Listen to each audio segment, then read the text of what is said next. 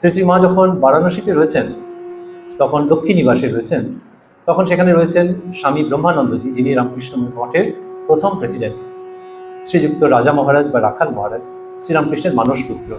তিনি মাঝে মাঝেই আশ্রম থেকে শ্রী শ্রী মা রোজ যেতেন, লক্ষ্মী নিবাসে গিয়ে শ্রী শ্রী মায়ের কুশল জিজ্ঞেস করতেন। আর মা তাঁর এই সন্তানের সঙ্গে কথা বলতেন। দোতলায় মায়ের থাকার জায়গার মায়ের সঙ্গে গোলাপ মা, যার কথা আগে আমরা বলেছি, মাঝখানেও প্রসঙ্গ এসেছে। একদিন একটা রহস্য হয়েছে। সেই রহস্যটা কি? ব্রহ্মানন্দজি মহারাজ নিচে গেছেন, আর ব্রহ্মানন্দজি চেহারা যারা দেখেছেন, তার বসে থাকা দাঁড়িয়ে থাকা থলথলে চেহারা বলতে যেরকম বোঝায়, মহারাজের সেরকম। এইবার উপরের বারান্দা থেকে পূজনীয়া গোলাপ মা বলছেন, রাখাল, মা জিজ্ঞেস করছেন আগে শক্তি পূজা করতে হয় কেন, যেন কুইজ, আজকে মা এই প্রশ্ন করছেন। তখন রাখাল মহারাজ উত্তর দিচ্ছেন। এই উত্তরটা থিওরিটিক্যাল উত্তর, কিন্তু এদের তো ভেতর থেকে উঠে আসছে।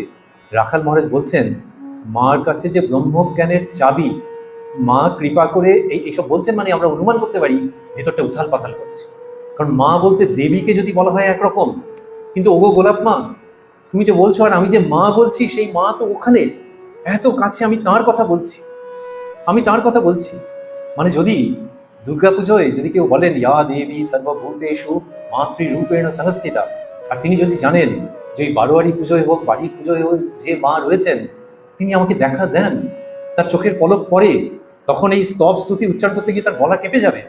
ব্রহ্মানন্দজির অনুরূপ অনুভূতি। বলছেন, মার কাছে যে ব্রহ্মজ্ঞানের চাবি, মা কৃপা করে চাবি দিয়ে দৌড় না খুললে যে আর উপায় নেই। এই বলতে গোলাপ মা খুব খুশি, মা খুব খুশি। তখন ব্রহ্মানন্দজি, একজন পুরুষ মানুষ, কিন্তু কোনো লজ্জা না করে তিনি গান গাইতে আরম্ভ করলেন, আর গানের তালে তালে নাচতে আরম্ভ করলেন। ঠিক যেন মানে রামকৃষ্ণ মিশনের প্রেসিডেন্ট নন, একটা বাচ্চা ছেলে, ব্রজের রাখাল।